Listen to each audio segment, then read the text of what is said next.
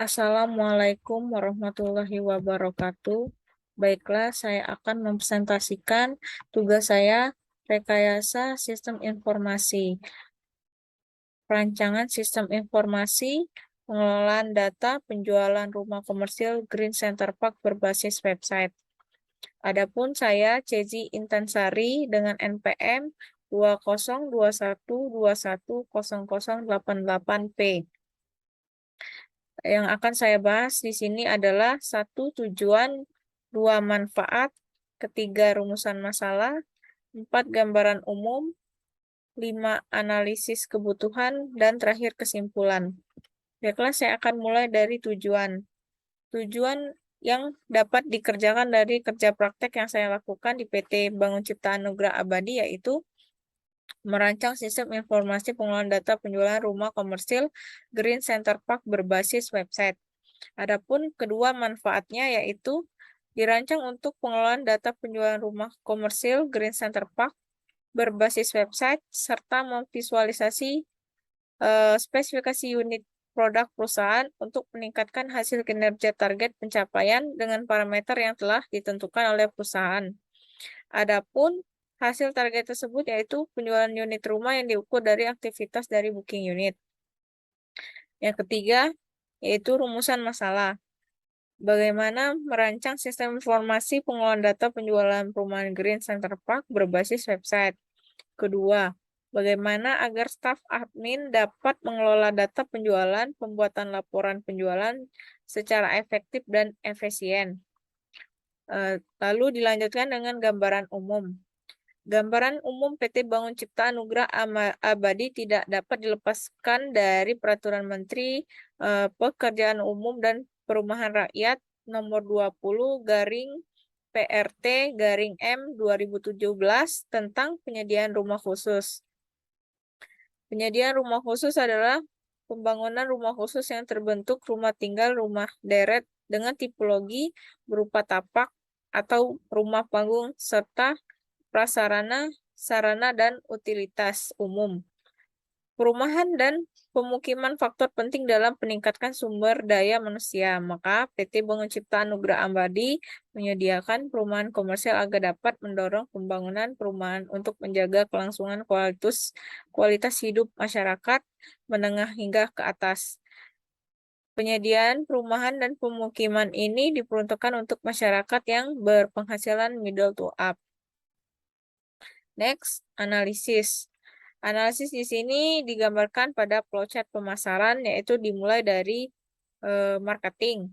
Marketing memberikan informasi melalui brosur dan juga radio, sosial media, spanduk, banner, dan lain-lain. Lalu konsumen menerima informasi, sehingga ketika konsumen tertarik, maka akan bertemu dengan marketing di lokasi. Ketika konsumen tidak tertarik, maka berakhir flowchart itu sendiri. Lalu ketika konsumen tertarik, maka akan bertemu dengan marketing di lokasi, lalu memberikan informasi produk mengenai unit yang ditawarkan atau produk yang ditawarkan. Setelah itu, ketika konsumen tertarik lagi, maka konsumen akan booking unit. Nah, jika konsumen menerima melakukan booking unit, maka marketing akan menerima berkas syarat data yang akan diproses. Jika secara KPR, jika secara cash, maka data akan langsung diproses oleh admin. Apabila booking unit sendiri untuk sementara konsumen masih ragu-ragu, maka booking unit sendiri bisa di holding dalam jangka waktu 2 kali 24 jam. Nominalnya 2 juta. Apabila booking unit sudah fix jadi itu 5 juta. Jika holding unit tidak dilanjutkan dengan pembayaran 3 juta, maka 2 juta akan dikembalikan admin ke rekening konsumen itu sendiri. Dan berakhirlah flowchart proses pemasaran. Next. Dilanjutkan yang kedua, proses transaksi dan pemberkasan cash dan cash bertahap. Apabila konsumen cash bertahap, maka marketing langsung membuat SPRK, surat penawaran konsumen, dan memberikan data pribadi kepada admin. Sehingga nanti setelah dibuat SPRK, akan dibaca oleh kepala manajemen dan menandatanganinya. Setelah berkas sudah ditandatangani oleh kepala manajemen, maka berkas diserahkan kepada admin kembali untuk membuat kwitansi, booking unit, dan PPJB. Lalu konsumen akan diarahkan untuk transaksi pembayaran DP dan lain-lain sebelum tanda tangan ke notaris. Setelah pembayaran transaksi dilakukan secara cash, maka konsumen diarahkan untuk tanda tangan sendiri langsung ke rekanan notaris yang telah ditunjuk oleh developer. Jika DP belum lunas, maka konsumen harus melunasi dulu cicilan sehingga baru bisa untuk tanda tangan AJB di notaris. Untuk cicilan DP cash bertahap itu sendiri dapat menandatangani PPJB dulu yang sementara pada admin. Jika selesai DP yang dibayarkan, maka akan diarahkan untuk tanda tangan ke notaris yang ditunjuk oleh developer itu sendiri. Yang ketiga, flowchart proses transaksi dan pemberkasan KPR. Apabila konsumen telah booking unit, maka admin akan menanyakan sistem pembayarannya seperti apa. Jika secara KPR, admin akan menyiapkan data-data yang terkait dengan pengajuan KPR, yaitu SPRB, fotokopi SHM, PBB, IPB, dan PPJB. Lalu kepala manajemen memberikan tanda tangan ke berkas yang telah diberikan admin. Nanti setelah itu, kepala manajemen akan memanggil orang bank untuk dapat memproses KPR. Nanti setelah proses KPR berlangsung, estimasi 2-3 minggu, nah keluar hasilnya, apakah ACC? Jika ACC, maka konsumen diharuskan menyelesaikan kewajibannya, misalnya DP sebelum akad kredit. Lalu, admin mengkonfirmasi pajak dan lain-lainnya kepada kepala admin, sehingga kepala admin menerima berkas verifikasi pajak yang telah diselesaikan oleh admin itu sendiri. Setelah berkasnya selesai, konsumen sudah siap, sudah melakukan pembayaran DP dan lain-lain. Jadi kepala administrasi dan konsumen itu sendiri membuat jadwal bertemu untuk akad kredit. Setelah itu konsumen menyetujui tanggal akad kreditnya, sehingga untuk sama-sama pergi akad kredit ke notaris, sehingga dilanjutkan akad kredit di bank. Nah, setelah itu tanda tangan dan selesai. Apabila hasil KPR-nya reject, maka berkasnya akan dimintai surat keterangan reject dari bank itu sendiri. Setelah bank memberikan surat reject, maka akan diberikan kepada kepala-kepala administrasi maupun manajemen itu sendiri, sehingga sampailah di admin. Setelah surat reject itu sendiri sampai ke admin, baru akan diproses untuk pengembalian booking fees sebesar 75% dari booking unit. Setelah itu diproses, konsumen akan terima uang booking unit dan proses pun selesai. Adapun ERD, Entity Relationship Diagram, yang saya buat yaitu konsumen memesan unit, adapun konsumen memiliki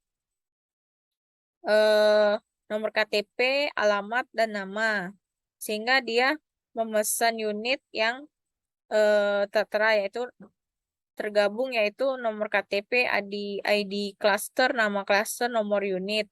Sehingga unitnya itu sendiri memiliki ID cluster, nomor unit, dan nama cluster.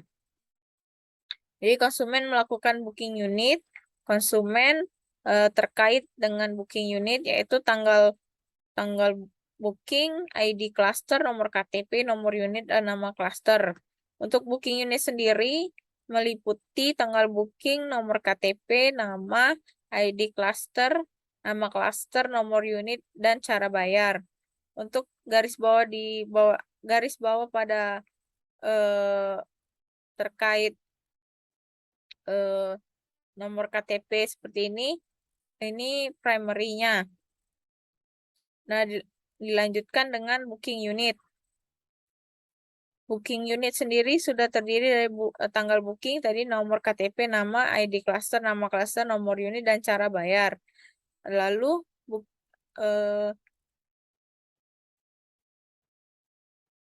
ulang lagi aja. Dimulai dari ERD. ERD sendiri, konsumen bisa memesan banyak unit. Adapun banyak unit ini bisa 1 atau 2 unit dipesan. Lalu konsumen melakukan booking unit dengan telah memilih unit yang yang ready, yang dicek tadi. Setelah booking unit, lalu data diproses menjadi data penjualan. Data penjualan itu sendiri terdiri dari tanggal booking, nomor KTP, nama, ID cluster, nama cluster, nomor unit, cara bayar, dan status bayar. Apabila status bayarnya sudah ACC KPR-nya, maka admin akan mengupdate unitnya. Apabila unit yang status bayarnya sudah ACC KPR atau secara cash, maka tidak tampil lagi unit yang ada di stok unit.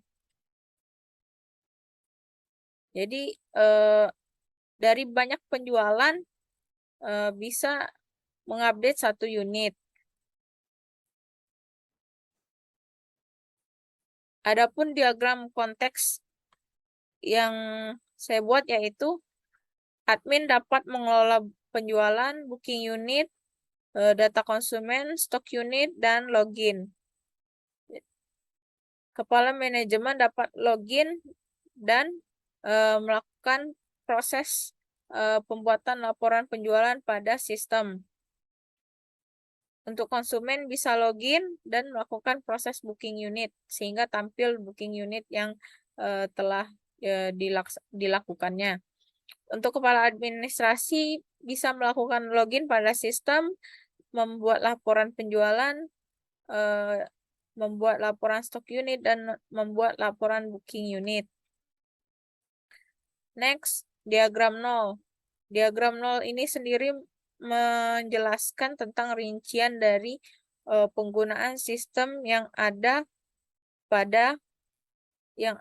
di rancangan yang saya buat, yaitu admin dapat mengelola data pengguna. Data pengguna di sini dapat diambil dari database data user. Kedua, kelola stok unit dapat diambil dari data stok unit, sehingga admin dapat melihat update unit, dapat mengupdate unit maupun melihat unit. Lalu kelola konsumen, admin dapat melihat, menambah, dan mengecek data konsumen. Diterima untuk kelola konsumen sendiri dapat didapatkan dari database konsumen. Adapun kelola booking unit ini dapat dicek booking unit dan dilihat transaksi booking unit apa saja yang sudah terjadi maksudnya. Admin dapat mengecek, lalu konsumen dapat melihat booking unit yang telah diselesaikan, akan tampil diambil dari database booking unit, tabel booking unit. tabel booking unit. Kelima, kelola penjualan. Admin dapat mengecek penjualan dan melihat penjualan. Lalu, laporan. Kepala manajemen dapat membuat laporan penjualan dan laporan stok unit. Kepala administrasi dapat membuat booking unit, laporan stok unit, dan laporan penjualan. Adapun diagram rinci yaitu sebagai berikut. Admin dapat mengelola masuk pengguna maupun melihat pengguna. Yang kedua, admin dapat mengupdate stok unit dan melihat stok unit maupun mencari. Yang ketiga, admin dapat mengelola konsumen. Data konsumen yaitu bisa menambah data konsumen, bisa melihat dan mencari juga.